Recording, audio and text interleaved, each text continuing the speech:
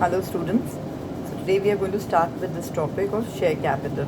The theory I've already discussed with you in the class. So today we'll do different types of share capital. As I told you earlier that share capital is the capital introduced by the shareholders in the company.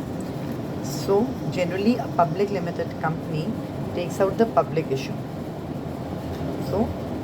And takes out the public issues. All the people, generally the people apply for the shares, and then these shares are allotted and subscribed to the public. So the first kind of share capital is authorized or registered or nominal share capital. This share capital is the maximum capital which a company can issue during its lifetime, and this is mentioned in the memorandum of association in your object clause. I repeat, authorized capital or registered capital or nominal capital is the maximum amount of capital which can be raised by a company during its lifetime. Second comes issued capital. Issued capital is part of authorized capital which is offered to public. I repeat, it is that part of authorized capital which is offered to public. So when a public issue comes and the company want to raise the capital, so at that time the number of shares which they offer to the public. Then comes subscribed capital. Subscribed capital is part of issued capital which is actually subscribed by public.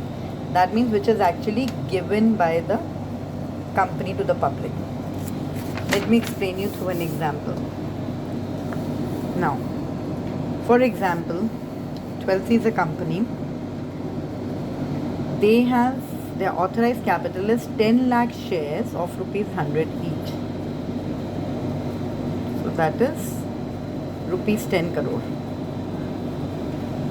Then issued capital in the year 2021, they issued 10,000 shares of rupees 100 each to the public. That is, they take out the public issue. That is 10,000 into 100 rupees 10 lakh. Now when they issue it, when they go for the public issue, it's not necessary that 10,000 shares would be applied for. Public can apply for more than 10,000 and less than 10,000. If they're applying for more than 10,000, that will be known as oversubscribed. And if they're applying for less than 10,000, that will be known as undersubscribed. The issue is undersubscribed if less than the 10,000 shares and oversubscribed if more than 10,000 shares. Now, subscribed capital is that number of shares which is actually taken by the public. Now, in case of oversubscribed, if the public applies for 12,000 shares, but the company can issue only 10,000 shares, so the subscribed capital will be 10,000 shares. Now, in case of undersubscription, मान लो कि in case if public has applied for 9,000 shares, so in that case 9,000 shares will be allotted to public, so the subscribed capital will be 9,000 shares into 100. But in case of undersubscription, we have to take care that at least minimum subscription of the amount should be received by the company. Otherwise, the company will have to return all the money. And minimum subscription is 90%. I repeat, if the company ने public issue जब company ने निकाला है, so at that time at least 90% of the shares public issue should be received. Otherwise, the company will have to return all the money. They cannot go for allotment. This amount of public subscription is at least 90% according to SEBI. But now, according to Companies Act 2013, if any company mentions in the article of association that their minimum subscription is 95%, 93, 98, so then that amount would be taken. Fine. So subscribed capital, I come back to subscribed capital, it is part of issued capital which is actually allotted to or get subscribed by public.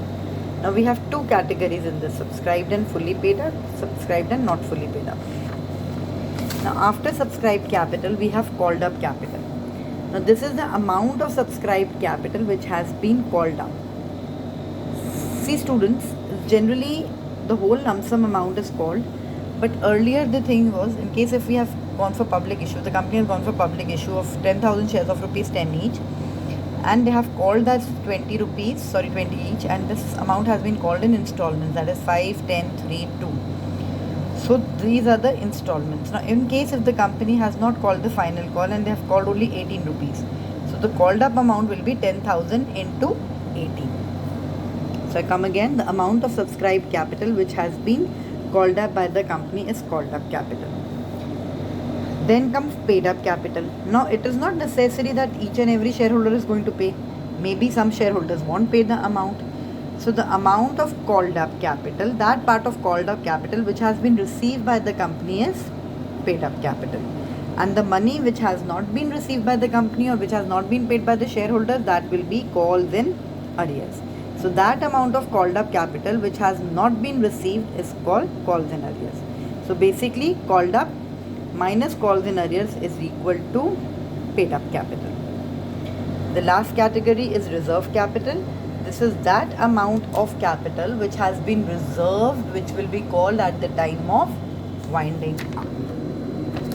So let me take an example to explain everything.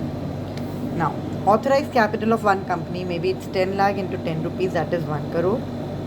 In this year, they have issued 20,000 shares of rupees 10 each, that is 2 lakh. So authorized capital, a part of authorized capital is issued.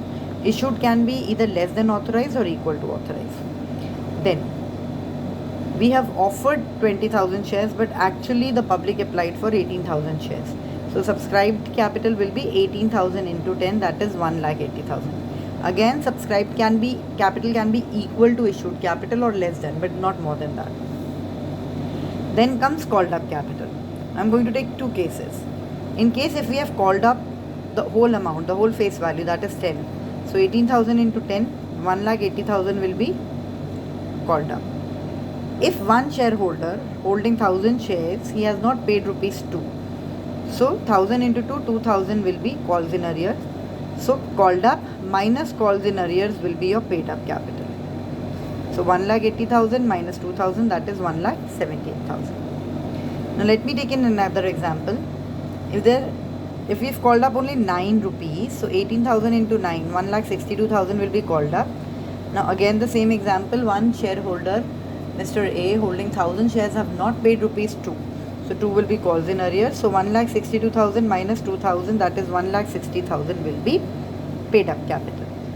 Now for example, this 1 rupee which we have not taken on this 18,000 shares, this 1 rupee has been reserved, that this amount will be called up at the time of winding up to do the legal formalities or to pay the creditors. So this will be reserve capital.